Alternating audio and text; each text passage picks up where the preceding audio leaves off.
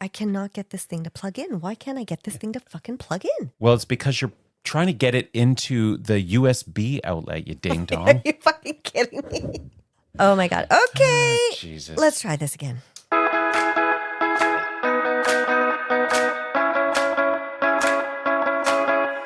Whether it makes you laugh, cry, scream, or fly, there's a song for every emotion.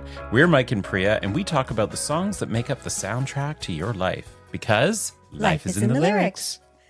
Hello, everyone. You're listening to Life is in the Lyrics. And as usual, we'll be yapping about the role music and lyrics play in our lives. But first, let's catch up a bit because we didn't really get to do that last week. We both had some getaways recently, so let's talk about how those went. Yeah, that's right. Yeah, where was your getaway? My getaway was in Gay Paris. Gay Paris, that's right. Yes. Oui, ha, ha, ha. And what did you do when you were there? Well, we ate, we saw stuff, we ate. You saw stuff? You were in like one of the most historically important cities in the world, and you saw stuff? We saw stuff. Well, listen, I've been to Paris, I think 5 or 6 times before. So I've done all the main touristy things, but we definitely wanted to hit some of we saw Notre Dame because it had recently been renovated or refinished. After the fire. Yeah. Yes. So were you able to go in? Yeah, we were. It was really, nice. it's really beautiful. And I wish I had photos to compare from before. Right. I'm sure I could look those up online, but they did an amazing job. And it's just that place is, but we saw so many churches. Like we went to Sacré-Cœur. We went to, I think maybe 3 other churches from different millennia. Like one was it had to be from like medieval times. It was just gorgeous and huge. I have to say that Notre Dame, I think, was one of the smaller churches compared to a few of the others that we saw. Yeah. Like Sacré-Cœur is not so big, but one of the other ones we saw that was very close to this big shopping mall, strangely, it was enormous. I feel like you could fit Notre Dame right in the middle of it. Did you confess your sins when you were in these churches? I tried, but I just figured that there was only so much time in the day. Yeah, you were only there for a week. Yeah, it wasn't going to be enough. But we ate so much food. So that was my trip. We ate our way through Paris. We had a lot of amazing desserts because the French do they vegan, know butter. And you're vegan, right? Vegan desserts amazingly. I had this hazelnut mousse cake that was one of the most beautiful things I've ever seen, and it was fucking amazing. I don't like moussey. It was one of the best things I've ever put in my mouth, and I've put some good things in my mouth. Jesus. I meant desserts. I've had a lot of good desserts, Mike, you dirty perv. Yeah, that didn't take long. Okay. Well, that's amazing. Glad to have you back. Yeah. Tell us where you went. I went something just as exotic and exciting. Yes. I went to an Airbnb in Coburn, Ontario. That's right. How exciting. Yes. It was my mom's 81st birthday. So. Oh my God, really? 81? 81. Yep. Oh, Vi, she is looking good. She is looking good. Yeah. So we went to Coburn, and it was Colborne. Colborne. Yeah. We went to Colborne for my mom's birthday, and my aunt was there. My sister came in from Ottawa. There was Dawn, the dogs. It was lovely, and thank you very much because it was your little property out in the country. It was. And it was the first time you helped me pack up Toronto. a whole fucking van full of shit that I had picked up here to take to that place when I first bought it like 5 years ago. But you have not seen it. Yeah, that was my first time. It's funny that I've now been there without you actually being there. That is a little weird, but I'm glad you actually got to go finally. So do you want to tell me about all the things that need to be fixed in the place? So I got a list. So next time next time I go, I'll be going with you and I'll be bringing my tool belt. Okay, amazing. Yeah. There's no such thing as Mike going to a place and just being like, oh, that was great. Didn't see a thing I would change. No. Well, actually, I did go looking for your toolkit at one point because I'm like, I could just fix this. Or I could just do that. What were you going to fix? There were just little bits and bobs of things like this was loose. The plug, the one plug outlet was a little rattly. And I'm like, I could just tighten all this up. I could do this. I know you could. Speaking of which, so you know I'm moving to a new place. Yeah, I know. Everybody knows. And since you love fixing things so much, Ceiling fans need to come down. ceiling fans need to come down. Ceiling fans need to be put up. Yeah, I think we shared with our little listeners that you've basically got the schedule all sorted out for me. Okay, I just wanted to make sure. Like, are you around this weekend? Or? It's recorded. Oh, this weekend? Yeah, we'll see what we can do. Okay, cool. Yep. I Okay. really want you to see the place, and I'm curious to hear some ideas that I'm sure you'll have for what we can do in the backyard. Mm-hmm. Okay. So what else is going on? What have you Well, got planned coming up? I mean, I want to talk a little bit more about Vi's birthday because you Okay. sent me some photos. So Oh, yeah. it was really funny because I was in Paris and you're sending me photos on WhatsApp and you're saying, Mom's having a great time. And then you'd show me these videos of you guys, of your mom just having a glass of wine in the living room or all of you in the hot tub. Was Don not in the hot tub? Don did not come into the hot tub. Ever? No. Okay. Is he not a hot tub guy? He is, but he said he forgot his bathing suit. Okay. Yeah. I think he just did not want to sit in a hot tub with his You- mother-in-law and his aunt-in-law. Right, you know. right. And his sister-in-law. Yeah. Well, okay. I think he would have with Angie, but he said he really forgot his bathing suit. But Don doesn't forget anything. Don's the kind of guy, as we leave the house, he's like, have you got your keys? Have you got your wallet? Have you got your hat? He remembers everything. Mhm. I get annoyed at that questioning. And then I get about 10 paces away from the door. Then you oh, forget shit, something. I forgot my fucking keys or something like that. So Oh, then I have man. to go back. Yeah, that's got to be Yeah. annoying, that he's always right. He's not always right. I mean, Well, you know, when we were in he's the car listening to this today. now. So don't Hmm, don't be saying that. okay. Yeah, no, Don. I'm just saying that when we were in the car, you were told me something about how many times he was right and how many times you were right. And let me tell you that the curve is way in Don's favor. Whose side are you way. on, lady? There's no sides here. You got to I'm just- pick a side. Facts are facts. Yeah, just enough of that. Let's Okay. move on. Let's move on. Okay. I wanted to tell you about this invitation that I got. Vince, who I've mentioned before, he Yes. sends me this text and he's like, Isn't he the one you almost missed the concert for? yes, that's true.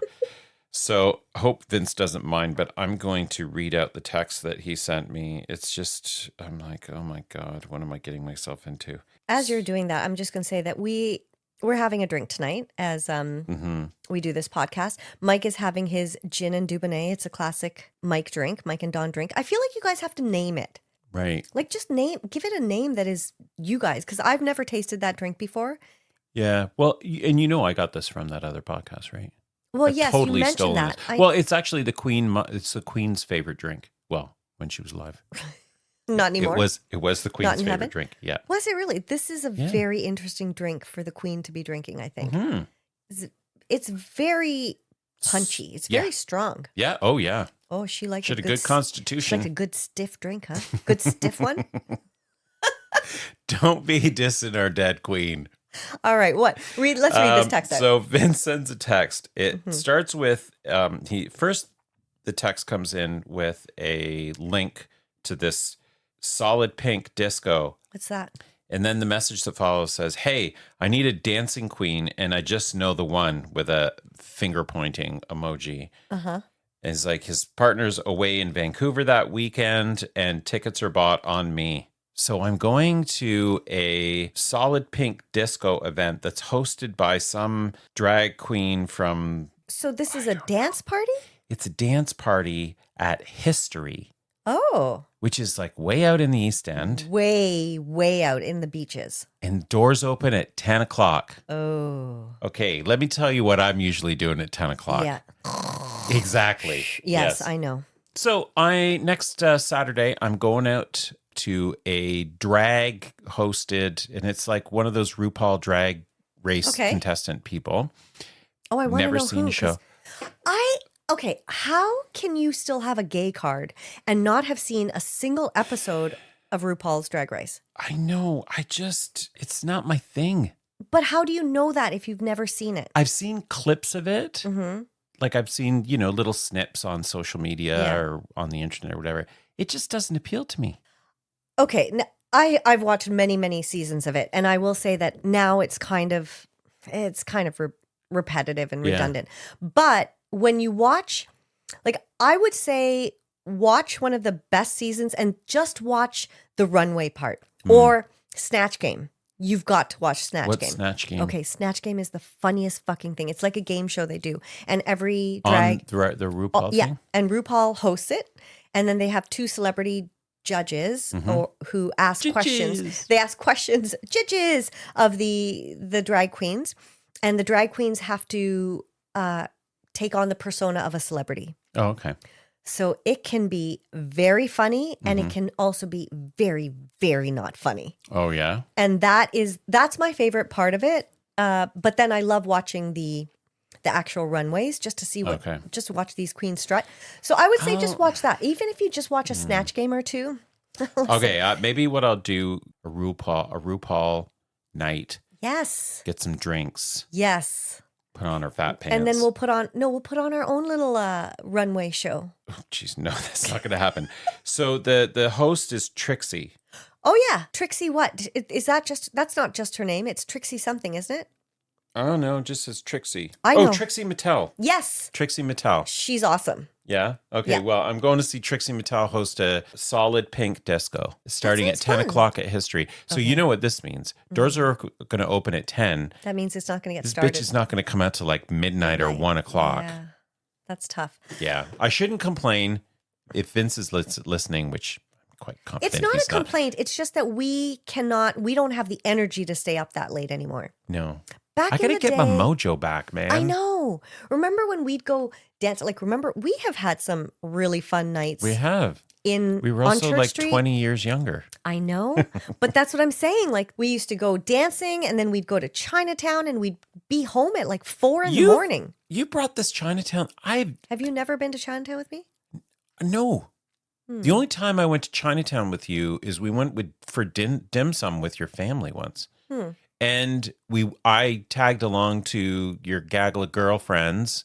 We went out. Remember, Nicole had that. She had hurt her hand, Yeah. and we went bar hopping. Okay. Yeah, I don't remember that. Nicole had. I do remember when injured her hand. I do remember that because Nicole, crazy woman that she is, She's not crazy. She's just come full on. of beans. She was opening a can, Mm-hmm. okay, of who knows, chickpeas or something, and she didn't open it all the way because their can opener wasn't great. So she just tried to Rip wrench it out, and it cut right through the tendon on her finger. Oh, and so jeez. now her finger is always going to be crooked, Yeah. just a crooked finger. Do you know what they call it when a guy's penis is crooked? Oh, I don't know it off my head. Peyronie's disease. Peyronie's disease? That's what they call it, a disease. I don't think they should call it a disease. Well, I don't- That's just the way you're born. You can correct it, but it involves surgery. Scar tissue. I'm pretty sure it's called a disease. Yeah, it's Peyronie's disease. I don't know why they call it a disease. Have you had many partners with Peyronie's disease? I believe that my ex gave himself Peyronie's disease probably by fucking his mistress really hard. What? Yeah, Can you? That's not a disease. That's an injury. that's true. That's true. I know, but they call it Peyronie's disease. Okay, hold on a second. It's a condition in which fibrous scar tissue forms in the deeper tissues under the skin of the penis. That's what it is. And well, why why would they use disease? Because that seems don't like know. an odd term. what is the cause of Peyronie's disease? Okay. Fucking Penile- your mistress really hard. Yeah. It can be linked to penile trauma, genetic predisposition, and potentially certain connective tissue disorders. So I guess that part, because it could be predisposition. So that's Peyronie's disease. I don't know. Okay. I don't know how we Well, got to talk about that, but Yeah, that's. I feel like an episode is not complete unless we're talking about snatch or penis. Okay? And we've done both in this episode already. So let the games begin. Well, okay, so the theme of this. Oh, Jesus. Okay, Yeah. hold on a second. Okay, what did you just say? You said, I said we've covered snatch and penis in this episode, so we're ready to go. right. Well, so far, this episode is fitting really well with the theme of the episode because, little listeners, this episode's coming out the day after April Fool's Day. You just can't read the script, can you? Yeah, but I'm doing my own lead in. okay, I'm just ad-libbing. Yeah. So this, okay, so all, so all of that fits really well with the theme of this episode. Now, this week, although we're a day late, we thought we'd give a nod to April Fool's Day and go through some songs with the word fool in them. Yeah.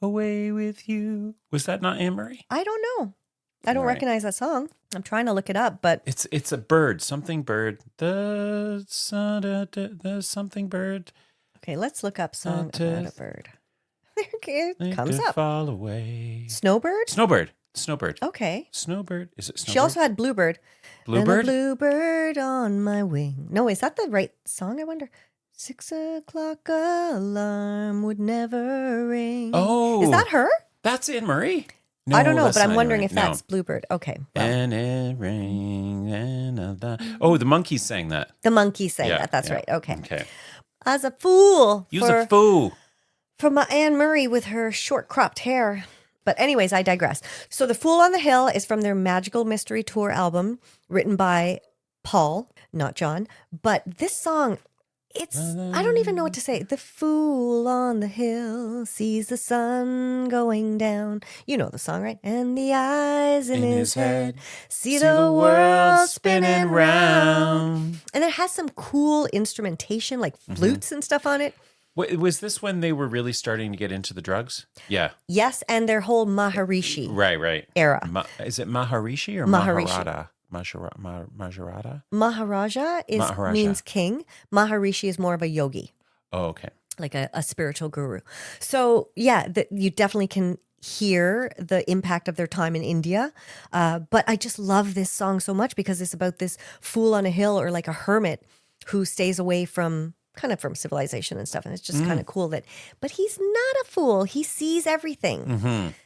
And I don't know. I think this song is one of their not underappreciated, but it's not as. It was a big hit for them. Was it though? Yeah.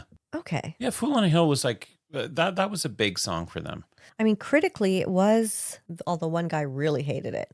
But, actually he said, it's the only item on a disc that is not distorted so much that you can't understand the lyrics. But anyways, most of the reviews were excellent for it. I don't know how it did in terms of the charts, but it was, what I loved about the Beatles was that they had very distinctive eras, right? They had their like really help, I need somebody, like really kind of pop, happy, upbeat tempo songs. And then they had their whole like Lucy in the Sky with Diamonds and Strawberry Fields Forever. Well, so much was happening though at that time, right? Yeah. Because, they started in the early 60s, the pin suits, the short hair. Yep. And then it went into the late 60s and 70s where it was drugs and free love. Long hair and all that. Hippie. They went through a lot of phases. And geez, I remember once being in a car and just playing a game, and on a road trip. Like, let's see how many Beatles songs we can name. We got to like 100. Really? Who were you with? I was with my ex. But I could not believe how many Beatles songs I actually knew. And I couldn't believe that there were 100 that. Well, how could you not believe that? You're one of their biggest fans. I am a huge fan. Telling us about. I don't think I've mentioned them that many times on the podcast. Have I really? Oh, yeah. Because it comes up at least once every podcast. Definitely not. Taylor comes up once every podcast. Actually, I think the Beatles have come up more than Taylor. Really? Yeah. Okay, well, that's good. It's interesting that Fool on the Hill was not a song about love. Right. Because my view with most of the songs that I have on my list, they're all about love. Yep. Like there's this equation. There I go again. Yep. There's this equation. I don't really understand. I tried to find some information about why is the word fool tied so closely to the concept of falling in love. And there's some stuff written about it. I would love to dig a little deeper into why a lot of songs, there's such a repertoire of songs about love, but I guess it's an easy target. Well, that's why I looked online. I just Googled the fool in popular culture. And that's where that, at the beginning we were talking about how the concept of the fool appears, often exploring those themes of naivete or being taken advantage of. Because the other concept of the fool is, I guess, sort of like the court jester kind of fool. Yeah. Just. Okay, little listeners, I don't know if you can hear about, but there's a dog in a backyard in my neighborhood that's barking. So I apologize. Maybe that's Riva downstairs. No, it's not. Okay, sorry, go ahead. No, that's all I was going to say is that it's a very common like concept, not concept, but like a very like a trope. It's a But trope. why is falling in love considered foolish? Oh my God. Have I told you my dating stories? Yes. But when you were falling in love, it wasn't foolish. I love my husband. I don't think it's foolish. But I just think it's interesting in our culture that it's acceptable concept that if you fall in love, You're a fool. you're a fool. Well, I think, at least in the songs that I have identified, the next two songs, which are about love, it's speaking about being a fool in a relationship that doesn't work out. So I think that's more where it comes into play. It's like you can be a fool in love because you just fall headlong first and it doesn't always work out. So, Well, a fool, according to the online dictionary, Oxford Dictionary, a person who acts unwisely or imprudently, a silly person. So when you think about that definition and you tie that to falling in love. well, think of the first line of Elvis Presley's song. Wise men say only fools rush in. So I think that's kind of it, right? Like if you can you can't look at love logically. Well, fool, yeah. But I can't help falling in love with you. I mean, I think that's it, right? Like you go headlong because it's hormones and it's chemistry and it's pheromones and it's all of that, and it's not logic and practicality and is this the right thing or person for me? So I think that's kind of where the concept of the fool comes in. Yeah, okay. Well, what are some of the songs on your list? Because maybe we can examine this idea through the song. Yeah, Only Fools Rush In was one of my songs. And then one of the other songs that came up for me that I hadn't heard in ages, Erasure's Ship of Fools. Okay. Do you remember that song? Oh God, yeah. I remember Erasure. Wait, how's that one go? Da da da da. No, that's not that song, is it? No. It was one that I recalled the title, but I couldn't remember the musicality of the song. So I had been listening. I was listening to it over and over, and I was like, "Oh yeah, this totally reminds me. This takes me back." So that was a song I do recall. I do remember being in high school and going to these like alt dances where they play all this Depeche Mode and these bands, and listening to that music and definitely remembering that song. His voice, first of all, is so cool. But I feel like that was a very 80s type of voice. Yeah. And we don't get those voices now. No, because they're so friggin' auto-tuned. Yeah, is that it? Is that what it is? I think so. I think it's because they're so processed now. I Although I would think there's probably some processing in that as well, of course. But it's just there's more. There's so many colors to the voice. Yeah. So the lyrics in this song, the song starts off with, "I can't believe what's happening to me. My head is spinning. The flowers and the trees are encapsulating me and I go spinning. He was the baby of the class, you know. He really didn't know that 1 and 1 was 2 and 2 were 2 or 4. He was the baby of the class, you know. He really didn't know that. Oh, what a poor soul." And then the chorus is, "Ooh, do we not set on a ship of fools? Ooh, why is life so precious and so cruel?" To me, this song is about him kind of falling in love with another boy and feeling foolish about that. Ian Grittens from Melody Maker said, "For once, Ship of Fools has a great hook like a lump in the throat, which he levers round, lost in a rich sound all about regret and wry sorrow. For once, not clear what he's singing about, and I'm really not bothered. It's touching." So interesting, because when I listened to that song again and the lyrics, I interpreted it as he was singing about falling in love with another guy and feeling foolish about that. So it is. So I do wonder then I wonder whether it's fools or anything else. How much do we project onto a song? It's all In terms interpretation, of right? meaning? Yeah. I Some really of them are do feel really. that.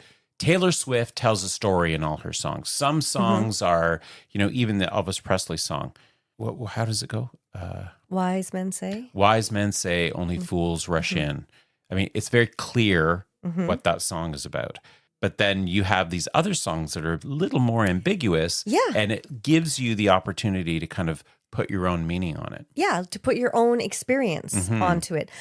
I definitely feel that that's the case with a lot of music, because oftentimes when I like a song and then I look it up and I hear what it's actually about, I think, even when we were talking about U2, a lot of their songs, like Where the Streets Have No Name, I had no idea that it was about classism. Yeah, yeah. You know, like how would that even come into my head? Yeah. So it's very subjective. I think music is very subjective. And also what mood you're in. And also what mood you're in. All right, Yeah. what else do you have on your list, Priya? Okay, I'm going to save that one for later because it's one of my favorite songs by that artist. But let's go to Foolish Games by Jewel. Do you remember this song? Yes. Yeah, this is such a great song, and I kind of miss her voice too. She had a very folksy style, but it didn't feel dated, I guess. It felt kind of current, and I just really like all the Dig it. I dig it. I like all the layers in her voice, and just her voice had so much charisma to it. But I love this song, and I always thought of it as just, like a ballad about being in love with somebody who doesn't love you back. And for once I was right. It's about, being in love with somebody who doesn't have the same depth of feeling. Like they're into you, but you're in love with them. So I just loved this song. And How many times have you been a fool in love? oh my God. Well, let's see. Like actually? Oh, And that's I a good don't question. think I think we should put a parameter on this. Yeah. I don't think relationships that don't work out, You don't think those count? I don't think they count. Why not? Because I don't think because a relationship doesn't work out doesn't mean that you're foolish. Okay. I think if you I would say a difference, foolish in love would be something like you met someone and you were like infatuated and you Yes. made some questionable decisions. Ding, ding, ding, ding, ding. No. Been there, done that. No, but I mean, 3 years, 2 years, 7 years, I don't think that's necessarily Right. a reflection of being foolish. I think that's just, two people that have figured out that this is not the right, these puzzle pieces don't fit long term. I like the way that you think about that. I would say that I was definitely a fool recently, like about a year ago. I don't know if I would say a fool in love because it was sort of like pre-love, right? So we hadn't been dating long enough for me to think like, oh my God, we're in love, but it was heading there. Yeah. And it was all the infatuation, all the, Right. The butterflies and just all of that stuff. And then it just went, ooh. Was that after you had sex? No, we had sex a few times and it was great. It was just when he freaked out and he was like, oh. Oh, right. Yeah. So, and it was a bit of love bombing. Because your sex is so great. That's why I freaked out. Hey, listen. One thing. Just leave it at that. Okay. Just Never leave mind. it at All that. right. Fine. But yeah, so definitely that time. And I'm sure many, many times before, but that's a very good question. I can't really think of other times in recent memory. So I'd have to go back to kind of like my university days, I guess. What about you? Oh, yeah, definitely. Yeah, I definitely have made some foolish decisions in my initial, enthusiasm when I've met somebody. So, yeah, but again, I didn't have a lot of long-term, I haven't got a lot of experience with long-term relationships other than the one that I'm in. And it came out late. So most of my experiences were foolish, I would say. But then again, is it foolish, really?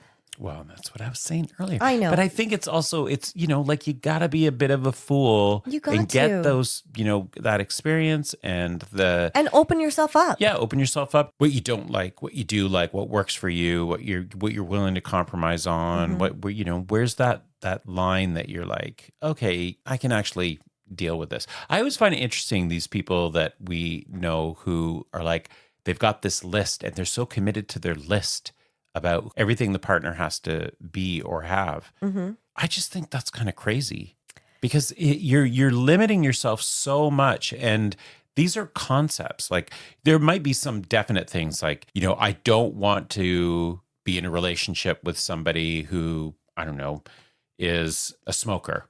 Right. Or who has an addiction, or, something that, is more like that versus the person I date has to be taller than me. I think that's just kind of odd because like if the success of your relationship is so built on your partner being taller than you, that to me is just an odd characteristic. Listen, there are a lot of women who have that on their list. I know. So I feel bad for all the short men out there. Well, and also, you're just limiting your options. You are. That's true. And in physicality terms, you need to be attracted to somebody, obviously. Exactly. But, you don't need to be so specific. He doesn't need to be 6'2" and have dark hair, not blonde hair, not red hair. But I did want to say one interesting thing as I was reading the lyrics for Foolish Games. I was like, what does this song remind me of? It reminds me of another song, and then I figured it out. It reminds me of Wildest Dreams by Taylor. Oh. Because, so here's lyrics from Foolish Games. You're always the mysterious one with dark eyes and careless hair. You are fashionably sensitive, but too cool to care. And then from Wildest Dreams, he's so tall and handsome as hell. He's so bad, but he does it so well. I can see the end as it begins. It's kind of like both of these songs are about guys who are like, they're just there for the experience of it. They're not there for the love. But the girls are like, I'm so into you, but I know this is not going to end well because you're not in it the way I'm in it. Right, yeah. So I thought that was really cool because as I was listening to the song over and over, I thought, oh my God, so many parallels to Wildest Dreams. Yeah. I have a couple of other songs. One is Why Do Fools Fall in Love? Why do fools fall in love? Oh, that's a good one. Why do birds sing so gay? Why do they fall in love? Yeah. Oh my God, that's a good one. Yes. So that's like a Happy Days kind of song. Yes. Yeah. And I think Diana Ross sung that, but that song was by Frankie Lemon and the Teenagers. Okay. And it was released in 1956. Frankie Lemon and the Teenagers. Okay. Yes. Why do they fall in love? Yeah. And then another song that I have is Aretha Franklin. Chain, chain, chain. Yeah, you got that one? No, Chain I thought of about it, but I Fools. didn't have it on my list. Okay. Yeah, but that is obviously a classic. Yeah. But it's interesting when you think about it, A Chain of Fools. So what is that song about? This is a song about a woman getting played by a man. She's a link in the chain. Just a notch in the belt? Notch in the belt. Okay. She was a fool in love. Yeah. What about this one, Kissing a Fool by George Michael? Oh, yes. I love this song. I remember when this song came out and just thinking, wow, this is unlike anything Wham had done and unlike anything George Michael has done. How did it go? You are far when I could have been your star. You listened to people who scared you to death, and from my heart. Yeah, People always make a lover feel a fool. So this song, I just thought it was so special because it was very unique, and his range, his vocal range is so on display in this song because it goes really low and it goes really high. It goes so low that I mean, it's hard to sing it. I can't even sing some of the lower When bits. did that get, when was that released? I should have written that down. Roten? I should have written that down. Derp, derp, derp. Oh my God. This was off his first solo album, and it did the worst out of all his singles, which I found shocking, but not shocking because it is such a unique song. First of all, he wrote it when he was still in Wham. And he couldn't release it as part of Wham because it didn't fit their image. Right. So he had to wait until his first solo album. So he wrote it in 1984, and then it came out on his first solo album. Okay. And what was that album? Was that the one with, well, I guess it would be nice Faith? if I can touch your body. From the album Faith. Okay. Has got a body like you. Also one of the all-time best Yeah. songs. But this song, Kissing a Fool, I just thought was, and it's actually about him having been in a relationship with somebody who just couldn't deal with his celebrity. He says, I don't think I've ever been influenced by other friends as to who I should or shouldn't go out with. Kissing a Fool isn't really about that. It's about a relationship I had with someone who couldn't handle the situation because of who I was. And then he says, I write it in that swing style because I think that period of music had that feeling of resignation. It's very much a late night giving up feeling. And that's kind of, it's kind of like, our love could have been something special, but we couldn't give it a chance. Yeah. It is one of my favorite George Michael songs. And apparently in a poll of his fans, it ranked number 18th on their favorite George Michael songs. Interesting. And George Michael has a lot of songs too, like lot of good songs. Yeah. Well, interesting segue into another queer artist, Troye Sivan, Fool. I don't know anything by this Troye Sivan. You don't? No, I don't. Oh, I saw him in concert.